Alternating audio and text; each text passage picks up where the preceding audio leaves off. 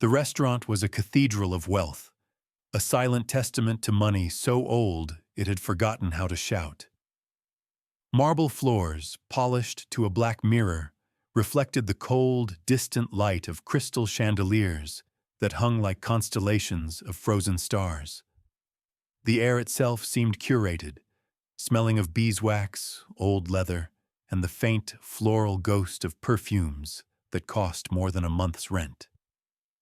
In this hushed sanctuary, every clink of silverware was a pronouncement, every murmur a carefully weighed transaction.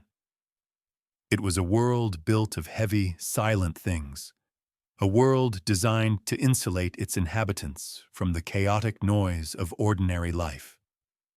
Alistair Sterling was the high priest of this cathedral. He sat at the center of the grandest table, a throne in all but name, and the entire room seemed to orbit his stillness. His suit was the color of a midnight sky, tailored so perfectly it seemed less like clothing and more like a second, more formidable skin. On his wrist, a watch gleamed, not with ostentatious diamonds, but with the quiet, confident sheen of platinum and complex machinery, a device that measured time in increments of fortunes won and lost. His face was a mask of bored authority, his eyes the color of winter frost, and they swept across the room with a gaze that appraised and dismissed everything they touched. He saw not people, but assets and liabilities.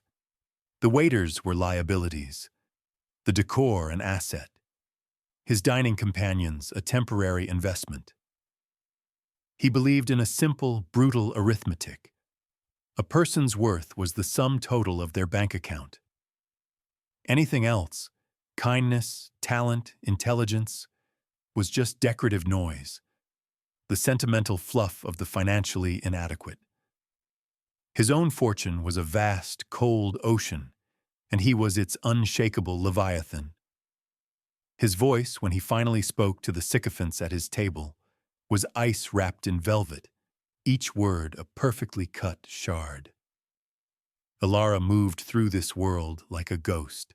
Her uniform was a simple black dress, neat and starched, but in the opulent surroundings, it looked as plain as a sparrow in a flock of peacocks. She was a creature of the background, her movements efficient and silent, her purpose to be present but unseen. She refilled water glasses before they were empty, cleared plates with a whisper of motion, and kept her eyes downcast, focusing on the small, manageable tasks that made up her shift. Her expression was one of serene neutrality, a practiced calm that concealed the roiling sea of memory and grief that lived just beneath the surface. Years ago, her world had been vibrant, filled with the music of languages and the warmth of a woman who had taught her that words were bridges between souls. Now, her world had shrunk to the dimensions of this restaurant, to the careful balancing of trays and the memorization of specials. She was surviving, enduring, holding on to a quiet dignity that was her only real possession. She carried her past inside her like a secret, a fragile flame she protected from the cold indifference of the world Alistair Sterling had built. Her hands, though calloused from work, were steady. Her spirit, though tested, was not broken. She was invisible, and in this place, that was a kind of safety. The central object of the evening, the catalyst for the collision of these two worlds, was a wine list. It was not a simple menu, but a heavy, leather-bound tome, its pages thick as parchment. It contained vintages that predated nations, wines bottled in years of war and peace, each with a price tag that could purchase a modest home. It was another symbol of Alistair's world, a history that could be bought, a pleasure reserved for the few who could afford it. Alistair Sterling's boredom was a dangerous thing. It was a vacuum that demanded to be filled with drama, with the casual exercise of power. He had been pontificating to his guests, a German industrialist, a Japanese tech mogul, and their respective spouses about the nuances of corporate acquisitions, but his own words were beginning to bore him. He needed a diversion, a new target for the low-grade contempt that simmered perpetually within him. His cold eyes scanned the room and settled, like a hawk spotting a field mouse, on Ilara. He gestured lazily with one manicured hand, a flick of the wrist that was both a summons and a dismissal. Ilara approached the table, her posture straight, her expression unreadable. "Yes, Mr. Sterling?" He tapped a long, pale finger on the wine list, open to a page dense with French script describing a particularly obscure Burgundy. The words were a thicket of enological terms, regional dialects, and poetic flourishes. "This one," Alistair said, his voice carrying across the hushed room. "The 1947 Cheval Blanc. Tell me about the terroir. I want to know about the gravel composition of the soil in that specific parcel. In detail." It was a test, and a cruel one. It was not a question meant to be answered, but a question designed to expose inadequacy. He knew, with the chilling certainty of his class, that a simple waitress would have no idea. Ilara paused for a fraction of a second. She knew the wine, of course. She knew its reputation. But the specific geological makeup of a 70-year-old vineyard plot was not part of her training. "I apologize, sir," she began, her voice quiet but clear. "I do not have that specific information, but I can ask the sommelier for you." Alistair leaned back, a thin, predatory smile gracing his lips. It was the smile of a cat who had cornered its prey. This was exactly the response he had wanted. The humiliation could now begin. "The sommelier?" he scoffed, his voice rising, drawing the attention of the surrounding tables. Diners paused, forks hovering mid-air. The quiet hum of the room began to fade. "I am not speaking to the sommelier. I am speaking to you. You work in a restaurant of this caliber, and you cannot answer a simple question about its most prized offering." He looked around at his guests, a silent invitation for them to share in his amusement. The German industrialist chuckled nervously. The Japanese mogul offered a tight, polite smile. "It is a very specific query, sir," Ilara said, her chin held high. She would not be cowed. Alistair's smile vanished, replaced by a look of theatrical disbelief. "Or perhaps," he said, his voice dropping to a conspiratorial whisper that was somehow louder than a shout, "you simply cannot read it." He tapped the French text again. "Perhaps all these fancy words are just squiggles to you. It's nothing to be ashamed of. A lot of people from your background are functionally illiterate." The word hung in the air, ugly and sharp. Illiterate. A collective soft gasp rippled through the nearby tables. The staff, frozen in place along the walls, looked on with a mixture of horror and helpless anger. The audience had assembled. The stage was set. Ilara's face remained a mask of calm, but a fire had been lit behind her eyes. He had not just insulted her intelligence. He had erased her past, her education, the memory of the woman who had taught her the beauty of words. Seeing her stoic silence, Alistair decided to escalate. He was performing now, the cruel master of ceremonies in his own private circus. "Let's make this interesting," he declared, his voice booming in the now silent room. "I have a proposal for you." He pulled a thick money clip from his pocket. The notes were crisp, hundreds. "I will give you this." He fanned the bills, $1,000. "A generous tip if you can read this single paragraph aloud. Perfectly, without a single mistake." He paused for dramatic effect. "But if you stumble," he continued, his voice turning to steel. If you mispronounce a single word, I will have you fired. On the spot. We have standards here, after all. We can't have ignorant staff serving our clientele. The challenge was laid down, a public gauntlet. It was an impossible bet designed for her failure, a spectacle for his own amusement.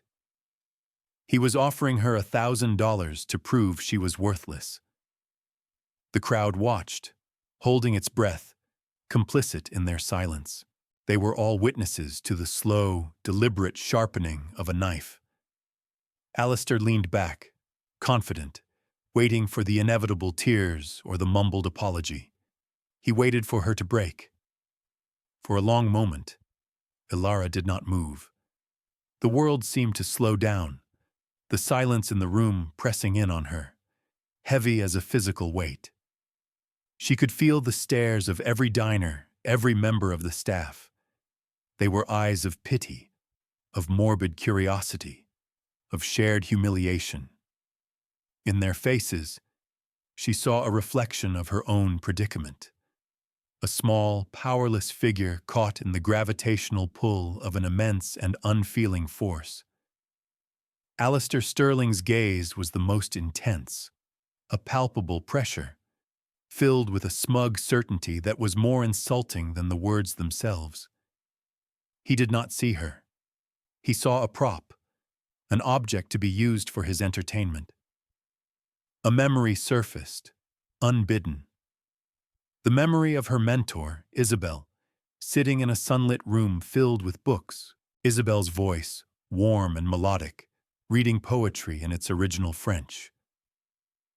"Words are not just sounds, Ilara," she had said, her finger tracing the script in an old volume. "They are keys. Each language you learn is a new key that opens a new room in the house of the world. Do not let anyone ever tell you that your keys are worthless." The memory was a spark in the cold darkness of the restaurant. It was a reminder of who she was, beyond the starched uniform and the deferential posture. She was not just a waitress. She was a keeper of keys. A quiet strength, forged in loss and tempered by years of silent endurance, began to rise within her.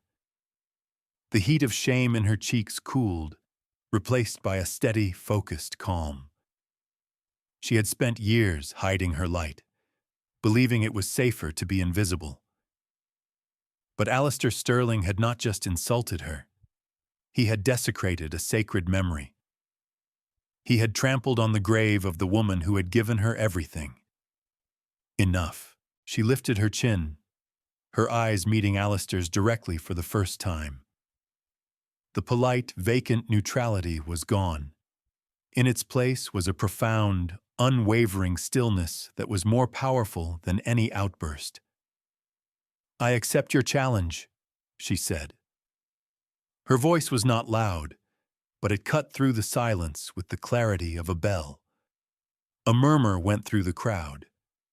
Alistair's smug expression faltered for a fraction of a second, a flicker of surprise, before resetting into a mask of amused condescension.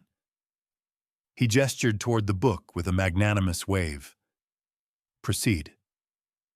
Ilara took a small, deliberate step closer to the table. She did not pick up the heavy tome. She simply leaned forward slightly, her eyes scanning the dense paragraph of French. Then she began to speak. The first words that left her lips were not merely a recitation. They were music.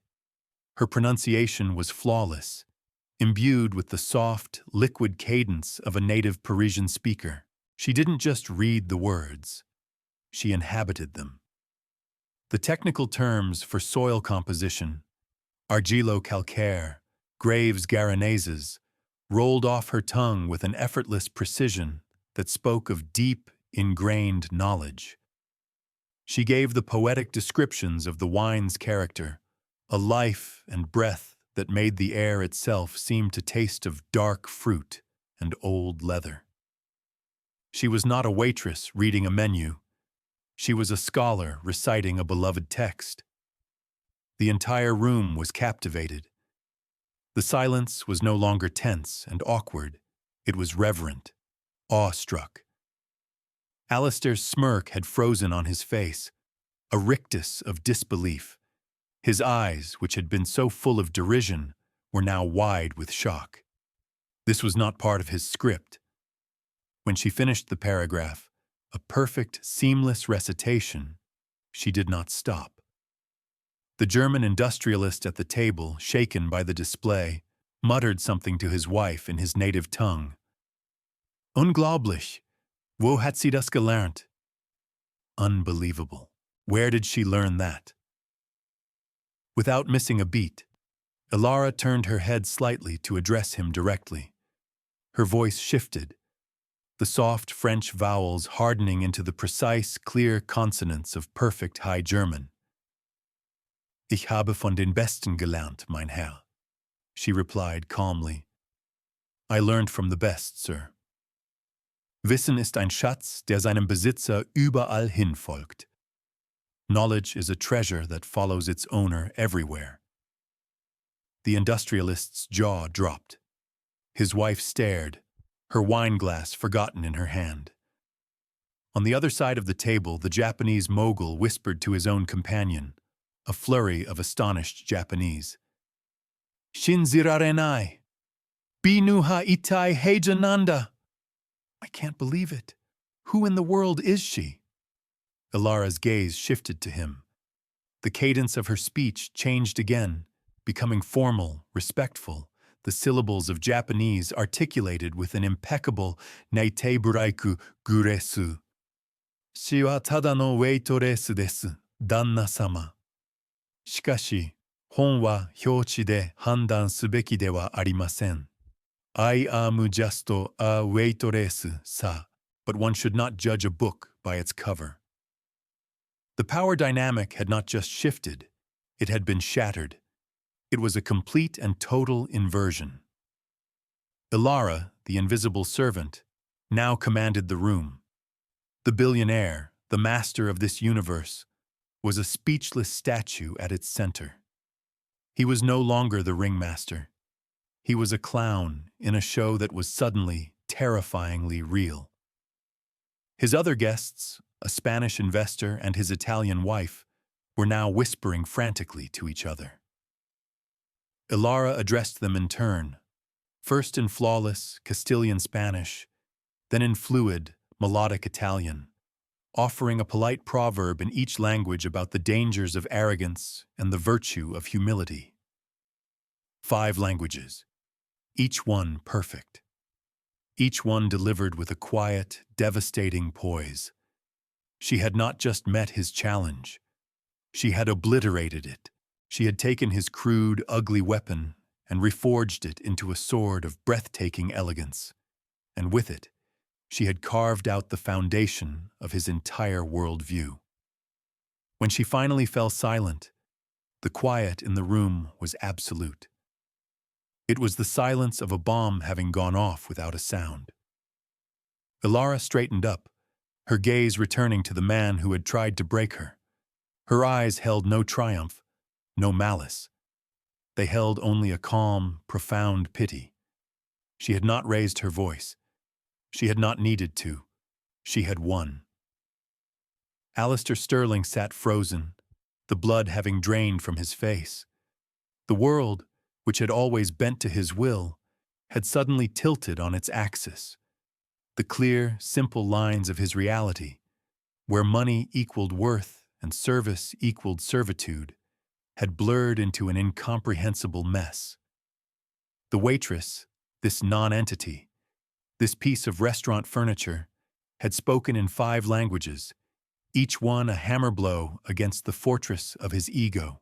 His public performance had backfired in the most spectacular way imaginable.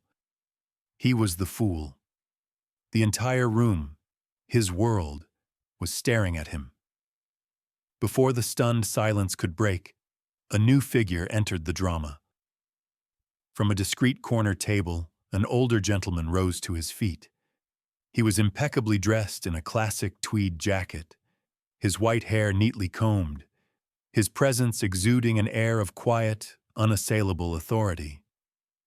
This was Mr. Harrison Thompson, a retired diplomat and a heavyweight investor in several of Alistair's own ventures. A man whose quiet word carried more weight in the halls of power than Alistair's loudest bellow.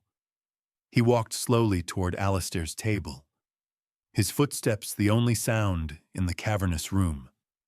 He did not look at Alistair.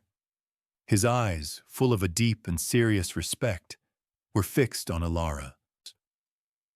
"Young lady," Mr. Thompson said, his voice a warm, resonant baritone that commanded immediate attention. That was not merely impressive, that was extraordinary. He turned his gaze to the stunned guests, and then finally to Alistair. "Gentlemen, you have just witnessed something exceedingly rare. I have spent 40 years in international diplomacy. I have sat in meetings at the United Nations, in tense negotiations in Geneva, in quiet back-channel discussions in Beijing. I have worked with the finest interpreters in the world." He paused, letting his words sink in. What we just heard was not the party trick of a polyglot. It was the work of a true linguist, the nuance, the accent, the immediate grasp of context and culture.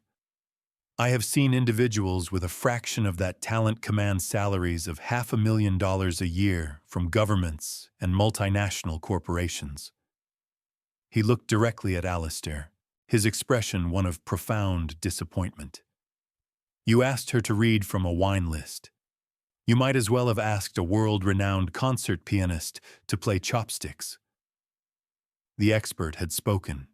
He had not just defended Ilara. He had quantified her value in the only language Alistair truly understood: money. And in doing so, he had quantified the colossal scale of Alistair's misjudgment. At that moment, the spell of silence broke. The low hum of whispers returned, but it was different now. It was charged with the electricity of scandal. Discreetly but unmistakably, smartphones had emerged. The final moments of Ilara's linguistic tour de force and Mr. Thompson's subsequent pronouncement had been recorded. The digital world was about to descend. Alistair's own phone began to vibrate on the table, a frantic, insistent buzzing. He glanced at the screen.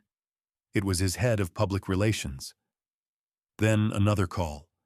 His chief legal counsel. A text from his board chairman. The story was already out. A video, probably titled something like "Billionaire Humiliates Waitress, Gets Schooled in 5 Languages," was beginning its inexorable journey into virality. His world, so carefully constructed, was starting to crumble in real time. The foundation of his power had always been his reputation, that of a ruthless but shrewd operator, a man who never made a mistake. But this was a mistake of such epic proportions, so public and so morally indefensible, that it threatened to become a caricature. He would be a meme, a punchline.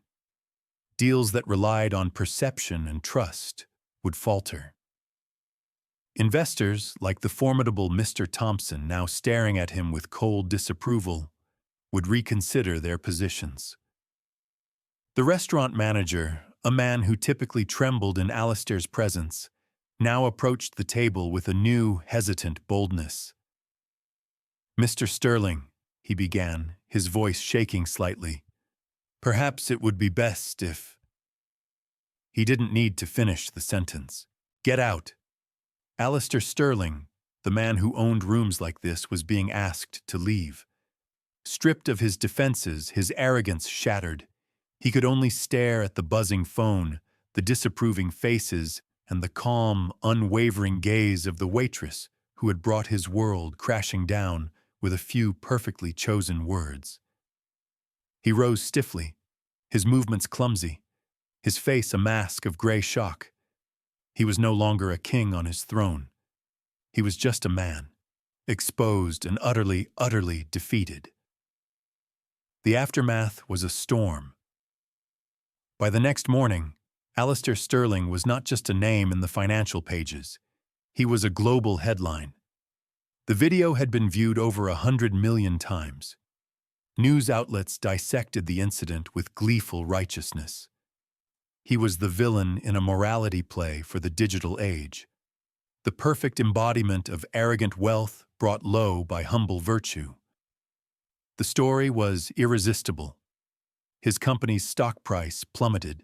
Two major investment partners, citing a crisis of confidence in leadership, publicly announced they were pulling their funding. A multi-billion-dollar merger he had spent a year negotiating collapsed overnight. His name, once a symbol of untouchable power, was now synonymous with petty cruelty and spectacular ignorance. The cathedral of his wealth had been built on the perception of his infallibility, and that perception had been irrevocably shattered. He retreated to his penthouse apartment, a sterile glass box high above the city, but there was no escape. The city lights, once a glittering testament to his dominion, now seemed to mock him. He spent days in a state of suspended shock, ignoring the torrent of calls from his panicked staff. The silence of his opulent prison was deafening, broken only by the phantom echo of Ilara's voice, shifting effortlessly from one language to another. He had built his life on the principle that everything and everyone had a price. He had used money as a shield and a sword, a tool to control the world and keep the messy, unpredictable chaos of human emotion at bay. Now, he found himself undone by something he couldn't quantify, something of immense value that had no price tag. He had offered $1,000 for a woman's dignity, and in return, he had lost 100 times that in fortune and 1,000 times more in reputation. The arithmetic no longer made sense. He knew he had to see her. It was not about an apology. Not yet. He wasn't even sure he was capable of one. It was a desperate, primal need to understand. He needed to confront the source of his undoing, to look into the eyes of the woman who had so completely dismantled his reality. He dispatched a lawyer, not with a threat, but with a quiet, humble request for a meeting.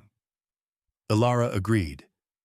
She had already quit her job at the restaurant, turning down a dozen lucrative media interviews and job offers. She had no interest in fame or revenge. All she wanted was peace. But she felt a strange, inexplicable pull to meet with him, a sense that their story was not yet over. They met not in a boardroom or a fancy restaurant, but in a small, neutral coffee shop, a place of anonymity. Alistair arrived first, looking diminished. Without his tailored suit and his entourage, he was just a man, looking older and deeply weary. The arrogant certainty was gone, replaced by a raw, hollowed-out vulnerability. When Ilara walked in, wearing a simple sweater and jeans, she carried herself with the same quiet grace she always had. She sat opposite him, her hands folded calmly on the table. For a long time, he just stared at her, searching her face for the answer to a question he didn't know how to ask. Finally, he spoke, his voice raspy, stripped of its usual velvet authority. "Why?" he asked. It was all he could manage. "Why did you do it?" "You gave me no choice," she replied simply. "You attacked the only thing I have left." "Your pride?" he guessed, his old instincts flaring for a moment. "No," she said, her gaze steady. "My memory." And so, in the quiet corner of a bustling coffee shop, the confession began. He told her about his wife, Isabel.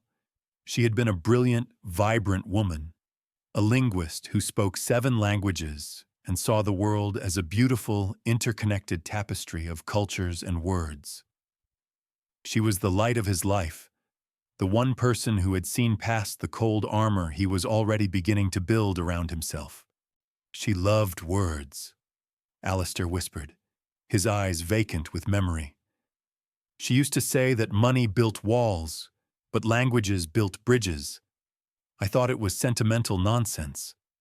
I was busy building an empire.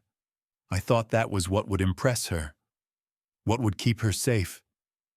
His voice broke. Then she was gone. A car accident, a drunk driver. One moment she was there, the next, just silence. After that, the world lost its color. The only thing that made sense was numbers, profit, loss, concrete things. I poured all my energy into building taller walls, so nothing could ever hurt me like that again. I became what you saw in that restaurant. A man who measures everything in dollars because the things that truly matter were taken from him. He looked up at her, his eyes filled with a desperate, pleading shame. When I saw you, so quiet and simple, I felt an anger I didn't understand. It was like I was angry at her for leaving me, for believing in a world of beauty that I could no longer see. Hurting you felt for a second like proving her wrong, proving that in the end, only money and power matter. He finally fell silent, the confession leaving him utterly exposed. Ilara listened, her expression softening from calm neutrality to one of deep, aching empathy. The pieces of a puzzle she never knew existed were beginning to click into place. My story is also about a woman who loved languages, she said softly. I was an orphan. I had no one. When I was a teenager, a woman found me. She took me in. She was a translator, retired. She saw something in me, a gift for languages. Her house was filled with books from all over the world. She didn't just teach me grammar and vocabulary. She taught me about the soul of each culture. She was more of a mother to me than anyone. Ilara reached into her simple cloth bag and pulled out a small, worn book of Spanish poetry. She gave me this. It was her favorite. She opened it to the inside cover. There, in elegant flowing script, was an inscription. For my dear Ilara, my little songbird, may your voice build bridges to the sky. With all my love, Isabel. Alistair stared at the name. Isabel. The book. He knew that book. He had bought it for her in Madrid.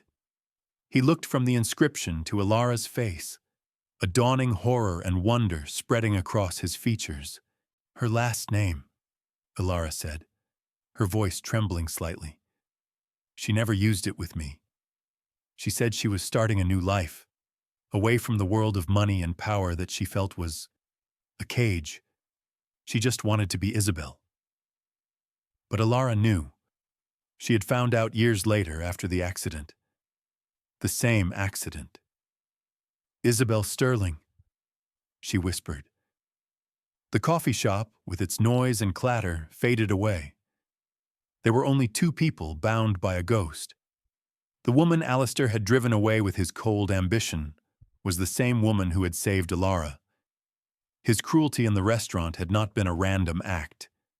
It had been a tragic, cosmic irony. A man desecrating the living legacy of the one person he had ever truly loved.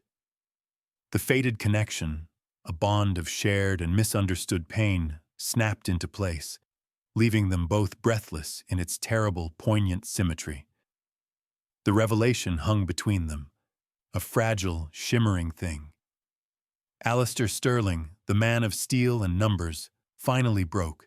A single tear traced a path down his cheek, a river cutting through a barren landscape. It was the first tear he had shed since Isabel's funeral.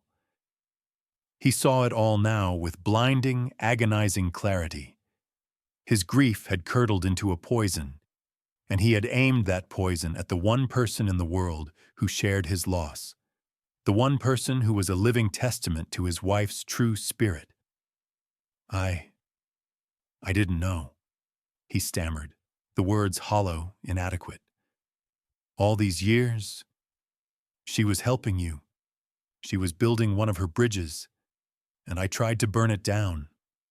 The weight of his actions, of his wasted, angry years, settled upon him not as a defeat, but as a profound and shattering epiphany. He had lost everything, but in that loss, a small, clear path forward began to emerge from the wreckage. It was no longer about salvaging his company or his reputation. It was about honoring Isabel. It was about atonement. Stripped of his arrogance, he was presented with a choice: to collapse into the ruin he had created, or to use his immense resources to build something meaningful, something Isabel would have loved. The choice was obvious. It was the only choice. A few weeks later, Alistair Sterling called a press conference. The world's media gathered, expecting a corporate damage control statement, perhaps the announcement of his resignation. But Alistair, looking humbled but resolute, did not speak of stocks or mergers. He spoke of his late wife, Isabel Sterling, sharing her passion for language and her belief in cross-cultural understanding. He publicly, and without reservation, apologized to Ilara, calling his own actions a shameful betrayal of everything my wife stood for. Then, he made his announcement. He was liquidating a significant portion of his personal assets, a sum totaling over $2 billion, to establish a new global foundation. It would be called the Isabel Sterling Foundation for Global Voices. Its mission would be to provide scholarships, mentorship, and educational opportunities for gifted but underprivileged young people from around the world who showed a talent for languages, just as Isabel had done for Ilara in secret. It was a grand gesture, an act of atonement on a scale only a billionaire could conceive. It was an attempt to transform his cold, hard cash into the kind of wealth Isabel had always talked about, the wealth of connection, of understanding, of building bridges instead of walls.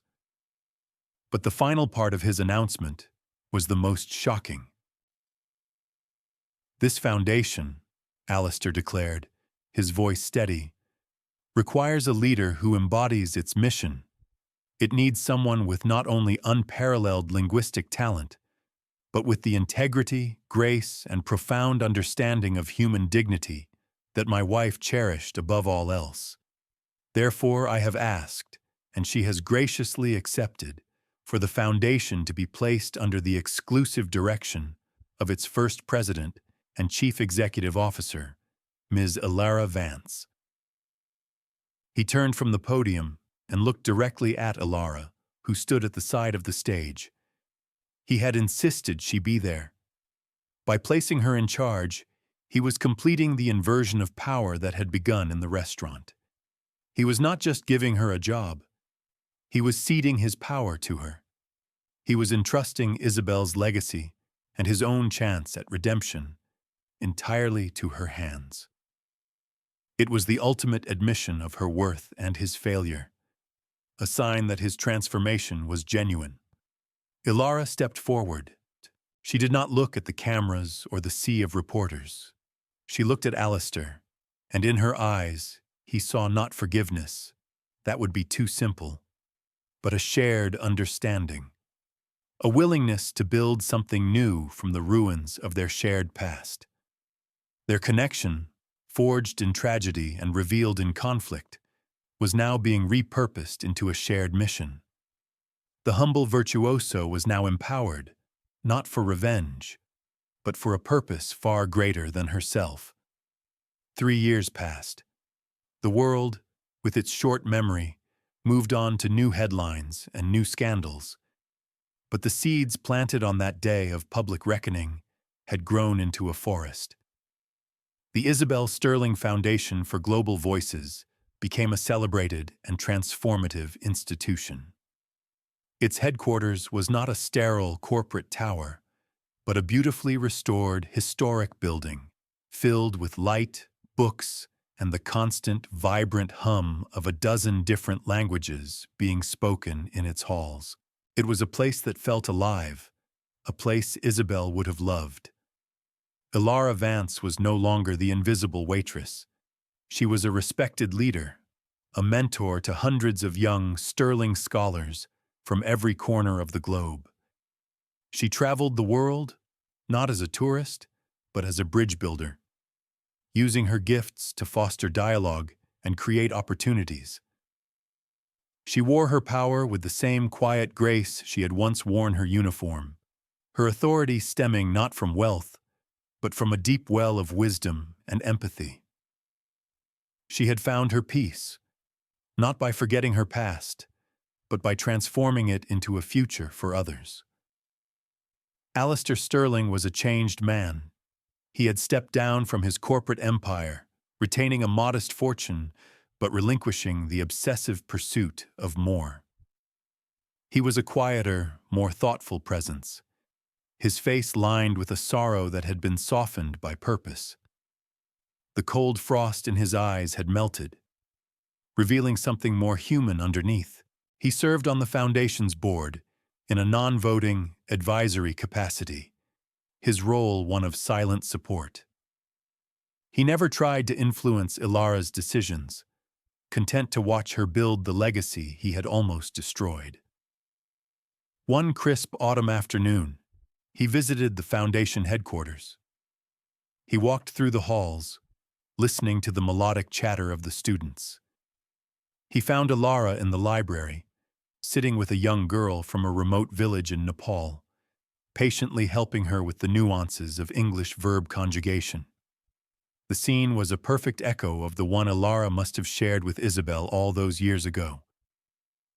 Ilara looked up and smiled, a genuine warm smile. "Alistair, welcome." He nodded, his own smile small and gentle. "It's good to see all this," he said, his gesture taking in the whole vibrant scene. "It's good to see her dream alive." They stood in comfortable silence for a moment, two souls bound by a shared memory. The ghost of Isabel was no longer a source of pain, but a quiet, benevolent presence that animated their lives. The Foundation was preparing for its annual gala, an event that celebrated the students' achievements. The theme for the year, chosen by Ilara, was displayed on a large banner in the main hall. It was a simple quote from an old proverb. Alistair read it aloud, his voice soft with reflection. "The tongue can paint what the eye can't see." He turned to Ilara, a final, profound understanding dawning in his eyes. "All those years," he said, more to himself than to her, "I was so focused on what I could see. The buildings, the stock tickers, the bottom line. I was blind. I thought wealth was something you could hold in your hands." "And now?" Ilara asked gently. "Now," he replied, his gaze sweeping over the young, hopeful faces in the library. "I know that true wealth is something you can only hear in the heart of another. It's the sound of a bridge being built where a wall used to be." It was the moral summation of their entire journey. In the end, the billionaire's fortune had found its true value not on a balance sheet, but in the redemption of a broken man and the empowerment of a virtuous woman. It was a testament to the enduring power of second chances, and a poignant reminder that the most valuable things in this world, kindness, knowledge, and human connection, are and always will be beyond any price.